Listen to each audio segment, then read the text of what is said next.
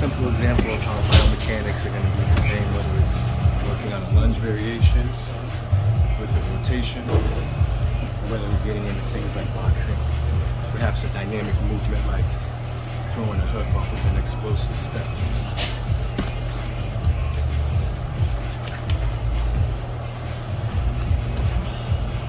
So just a little bit of play, getting the body moving, and allow the body to acclimate. Again, if you want to get more streamlined with it, you can do just that. Same thing, what is working is that lunge, that rotation off of that outer hip, that twisting pattern, that X shape in the body, and coming out particularly through the foster middle.